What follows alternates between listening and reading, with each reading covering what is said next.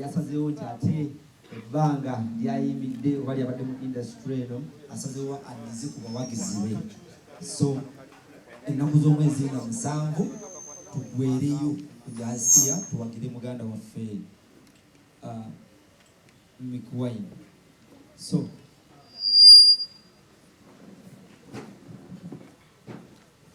kale ndaba abayimbi ab'enjawulo beeyongera okutwegattako. Omukulu Gerald Kiweewa nayaze Mick Wine yaddamuko akayimba ke atudde bulungi nnyo. Omukulu Vibes wali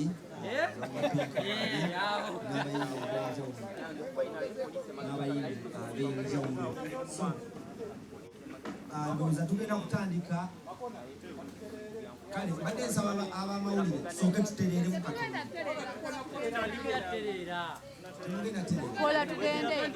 Kale tugenda kubanga ate tweyanjula omu ku omu atumanyi omukwano gwe mutulaze leero era bwe mutulaga bannamawulire bannange mwebale kujja mwenna amannya bampita Master omuyekera kabaka w'okulapinga eggwanga lyonna nkakasa nti nno ennaku z'omwezi nga 7 ffenna tugwere wa muganda waffe Mick Wine tumugoberere ffenna abayimbi olwaleero tuzze wano eno ku conference nga tukunga abantu bonna eggwanga lyonna tusobole okuba nga tuggwera wano eri munyonyi wa muganda waffe Mick Wine. Tulina okubeererawo one love nga 17 temwerabira. Mwebale kusalako mwananze bampita Super Bad Mick Wine mukwano gwange ntambudde naye ebbanga ddene nnyo mu kibiina kya Sulubada School ate wamunga Firebase. Ng'ennaku z'omwezi 7 Septemba tuli ku jahazi pia ne Mick Wine yakuyimbira akayimba kujjukira mwali baana olunaku sijjukira. Kale katono nnyo manyi abakulu tubaweera ddala ekitiibwa tutandikirewo.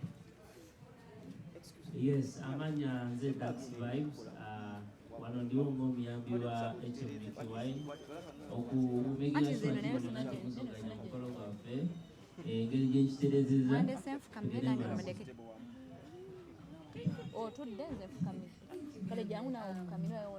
ndiwo nga omuyimbi ate kulwa muganda wange kuba ffenna tuli bambogo. So I'm here to support a brother. Kamsanvu Daspia tugenda kusaawa show time. Nga musanvu kusaabala naye nze mbadde ndudde okunywa ku mwenge ennaku 3 nama. Mick Wine y'ono. Ono mwana alina empisa akusookera ddala era twakubako oluyimba lumu olwekozeeko nga yayagala mpya ne mugamba ani olibuka kwekozeeko oligitegeera naga nti ayagala gyeyetandikire kaakati ennaku z'omwezi 7 mbasaba mwenna abawagira ekisabo ekyokuyimba nga temusosodde kubanga tatenzeezo kakirimojo era bonna ngattawo nzigera radi kiwewagali ekozeeko kameme kabimbi kabeero kyadalunda abadde okuza empaleeko omuserendo nedukanyera ddala ku kyokwe katugenda kuzina n'abalongo nga 7 mwanguweeko Mick Wine kuuma mutindo n'obutakowa mulimu gogolo abamawulire bati ejo mwagala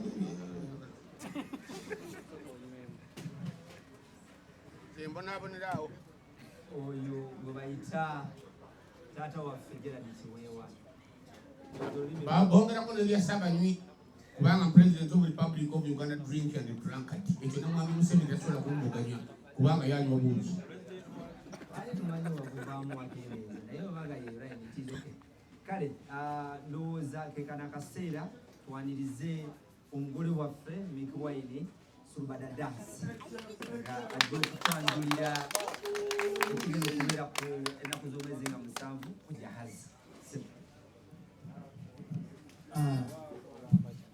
Bannange Omukama mulungi era ekiseera kyonna.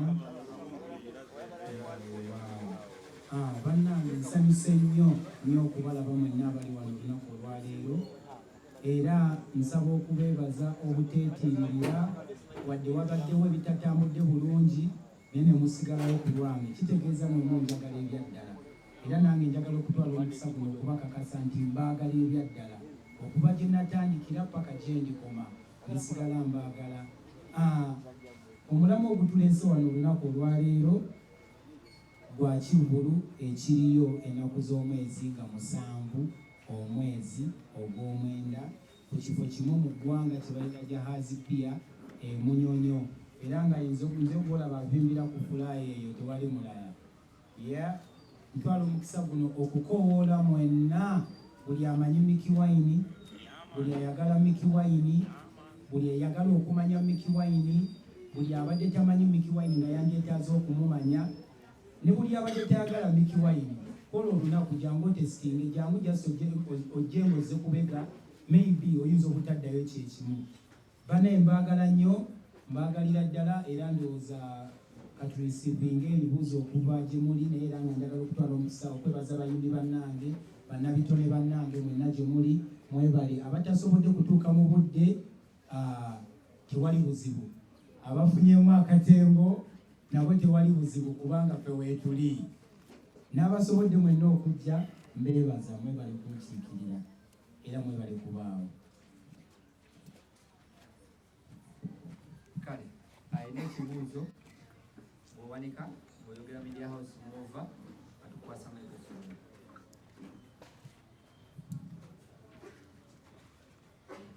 For you, for all these years that you've been in music industry, why did it take you this long to have a concert of your own?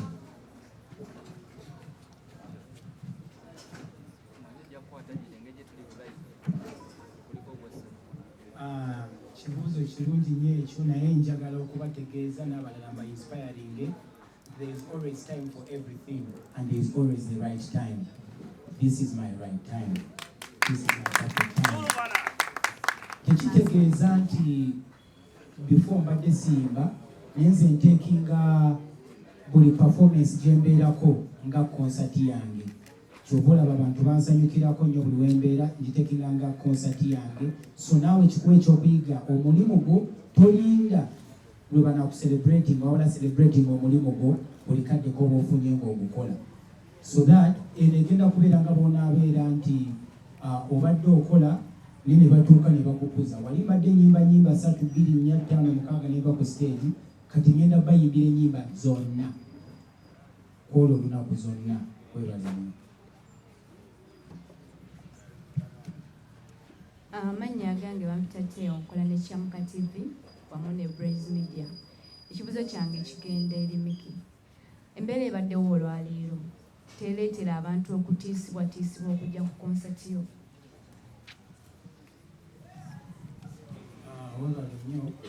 Embeera ebaddewo olunaku olwaleero nsuubira tesobola kuddamu kubaawo, kubanga tunyonyodde oba twenyonyodde nze n'abakuumaddembe ne mbakakasa nti kyetukola kiri mu mateeka, tewali kyetukola mu bumenyi bw'amateeka, era ne mbasaba okwongera okutuwa obukuumi okutandika kati paka ku lunaku luli. Era ntwala omukisa guno okutegeeza bannayuganda tewali buzibu bugenda kubeerawo kwolwo olunaku, tewali buzibu bugenda kubeerawo kwolwo olunaku. Mujje tukyakale tufube embali tusaabale. Lwaki walonda ennaku z'omwezi nga 7 initially show yange yalina kubeerayo ennaku z'omwezi nga 2 September, lwe lunaku lwe nafuuka taata.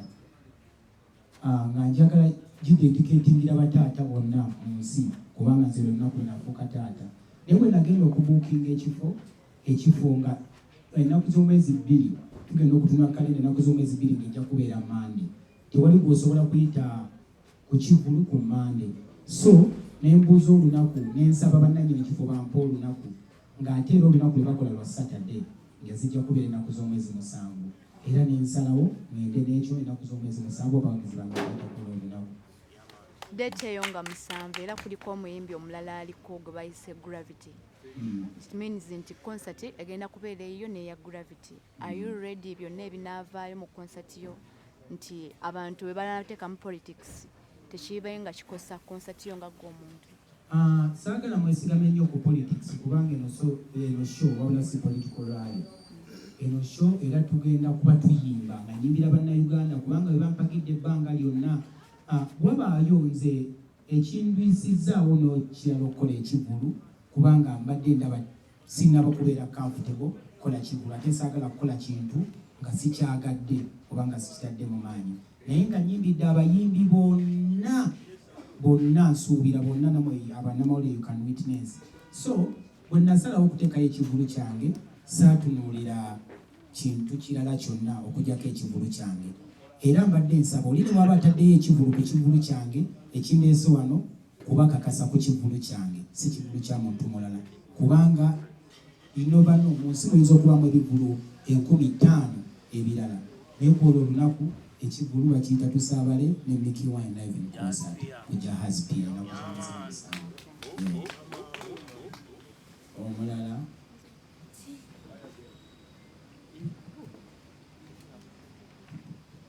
amanya ganeze desire okuva ku Bukedde TV.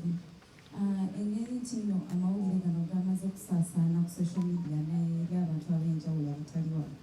Omuntu yandyagadde okumanya nsonga ki poliisi gyewadde ekireese wano era tulowooze nti nno poliisi wagitegeezaako ku kigenda mu maaso.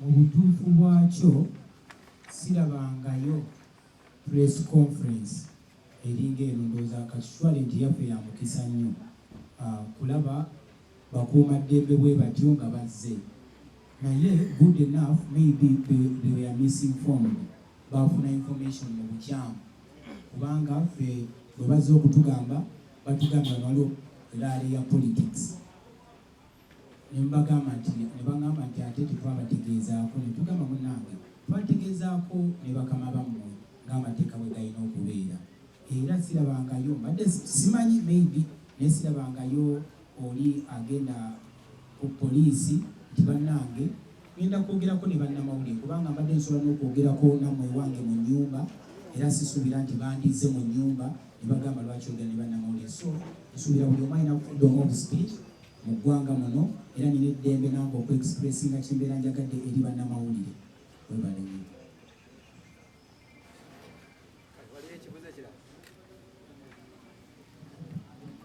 Walina ekibuzo ekirala kalo olina ekibuzo Master olina ekibuzo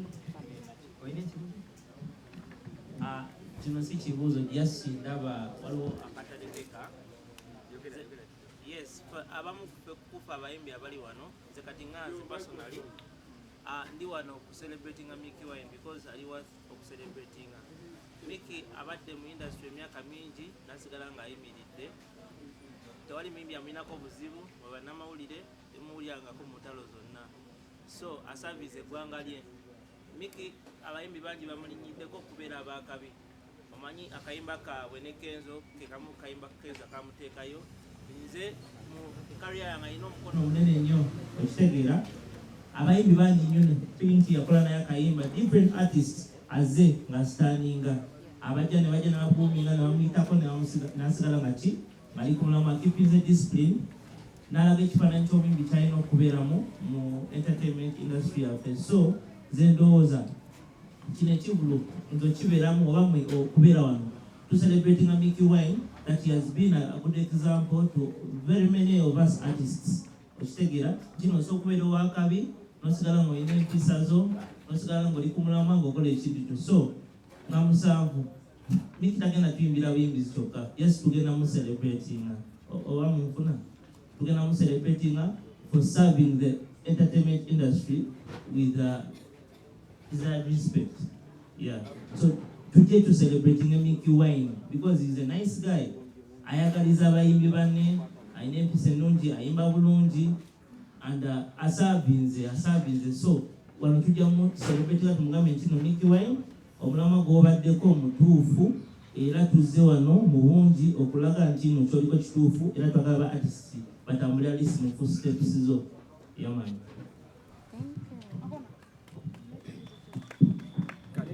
Aine ekibuuzo sooka omwe microphone. So yes. Amanya gange nze Karongwa ne Sakti. Ninayo ekibuuzo kimu. Ku lunaku olw'okamusanga singa mali omuja n'ekyoze lipeki hajje oyimba okulesa kumunda. Ne bina biyimba nabo. Bonna abayimba nabo. Ne bina biyimba nabo. Munange bonna bayimbi. I appreciate talent. Simba na muntu just for just. Wabula nyimba n'omuntu kubanga ali talented, kubanga ffenna tulina kye twegattako. Bonna balina kye bangattako. Era bonna bajja kucelebratinga lunaku olwo nange. So nga bwe nabagambye initially nti I invite everyone ku lunaku olwo. Buli omu waliwo ne bwe mutalabangako nga mugenda balaba ku lunaku olwo. Waliwo ne be mwali mwerabira nga ne mugenda kubajjukira ku mpaka ku lunaku olwo. Era nga njagala okutwala omukisa guno era okwebaza ba sponsors baffe okusingira ddala main sponsor baffe. Najja ne mutuukirira ng'oluyimba lwe lwannyumira naye ng'ate nze nina ayidi endala nenzija ne mugamba yagamba mwana gwe nkwagala tugenda ddi mu studio enkya tugenda tukola oluyimba nerugwa era mugenda tulabako olwo olunaku sebo mukulu tunalukubbamu. Tewali avunaana kubanga kyabwannannyini omuzungu akiyita intellectual productivity. Sabula bannange mwenna mbeebaza, simanyi bwe nyinza beebaza naye mbeebaza okubeera n'omutima omugumu kubanga mwandibadde mugwambala nga mulabye ensasagge naye musigaddewo temuguze enjiibwa. Yaman tusigale bwe tutyo ne ku lunaku luli tuwaba babatiisa. Waliwo okwemulugunya kwe mbadde nteeka ku social media nti waliwo amamotoka gatambula nga tegaliko number plate nga gagenda gasalayo banners zaffe. Naye kyengezaako bakakasa mpozi nga n'omumwa gwange mugenda kugusalako ate bwe munaasalako omumwa eddoboozi liva eno mpozi nga naye mugenda kunsalako obulago naye bwe muba temusobola kusitopinga bigambo bino kitegeeza temusobola kusitopinga abantu kujja era bajja kujja lazima kubanga simu mugenda okubawa ssente z'okumpatira. Beebaza nnyo basponsors bange bakyali bangi. Waliwo Sula Birungo afumba enkoko ewooma awe wandege ya maama olwempitawo ng'agirya ate n'abagala okugula tickets n'endala atusuubire nti anaawaganya kwolwo najja ku jahazi pia. Ekibuuzo ekyokubiri rehearsals watandise ebbugumu like watandise okweteekateekera 7th September oba nedda? Mwezi yasemba tuliziganye.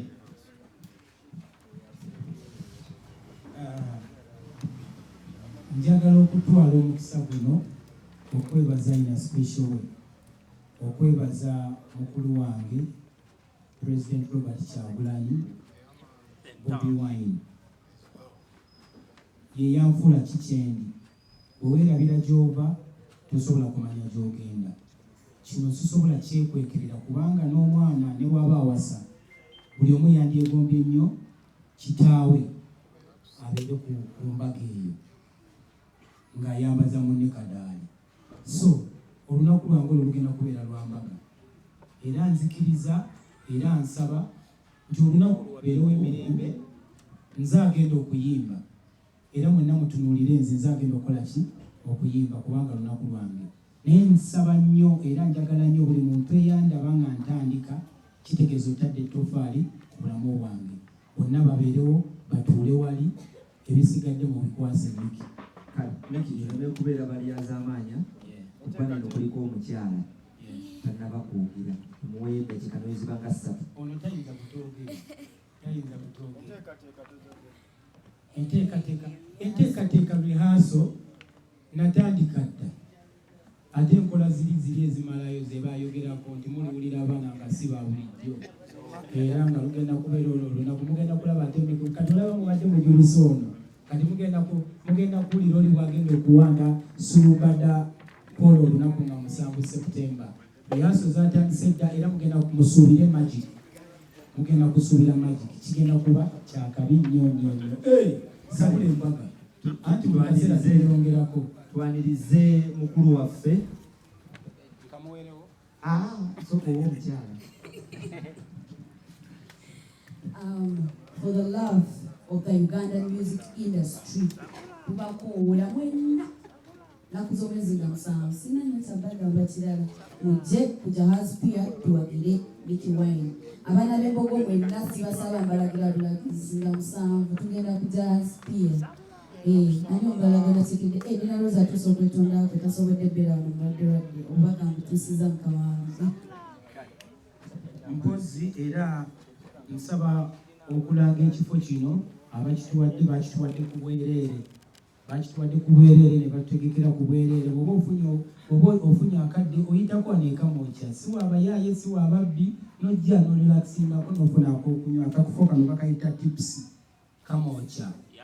Mukalabe namwe abali ku TV bakayita tips era bwojjawo osobola okubawo nga wali tips. Mukulu waffe Eddie Owessebo tukwaniriza akazindalo kaako obudde bwatukutukutu. Mbadde mayenzi nemwiza nsanyusa okuba abasoole banyabo nsonyi mwe mbadde ku kifo eri ntawa nga badde antumye ngawo ebituuseyo ate naye tusanyusa okuba nga ate butwegesa amaaso nga tulaba Headmaster Sulubada Mickey Wine abalage kikyalinawo. Olakyobuuza yambatikiza nti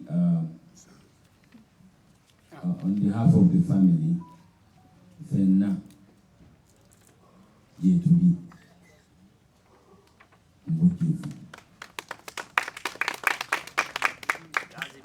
ate nga mu family abadongo mumanyimu nga bamekolowooza buli yali akutte ku ndongo waali kubanga Mickey Wine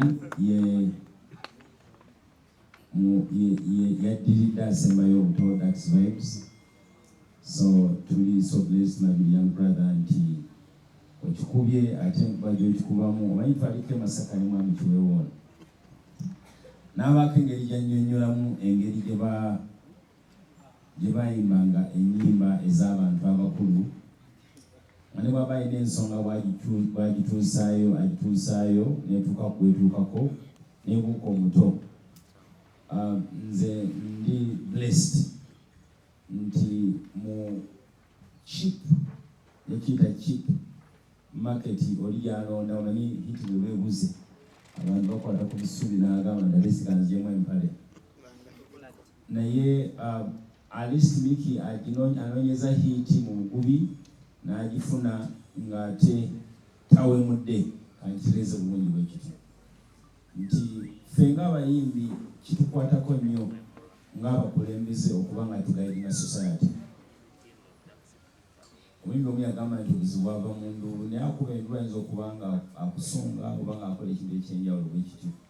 So nze nga nze okuba nga tuyinza okuba nga twawukanya music nze gwenkuba n'Mickey Wine gwakuba but era sisobola okulimba lwa Mickey Wine nesitala nga mwana vaawo atuuse ku stage.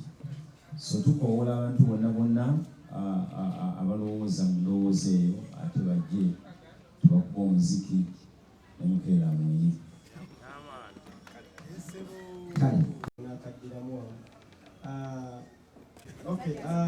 Mickey Wine atuvudde ebbanga ddene okugeza nganze okubeera ddala nga nkulaba ng'oyimba nga ne Bobi Wine tanatandika politics. Kaba tugamba Mickey Wine musajja mugagga nnyo. Ate ne Eddie ow'ekirungi naye tukimanyi ali ranked era awandiikibwako mu mawulire ng'omu ku basinga mu mayimbi. Kati abayimbi bakola concerts abamu nga balina ebigendererwa, waliwo abagenda olongoosa abaana emitima, waliwo abagenda okweddaabulula bave mu bwavu n'abalala. Sebo concert ogikoze lwakuba nti oyagala kulaga nti osobola oba oyagala kwongera ku bugagga kubanga bwo bulina.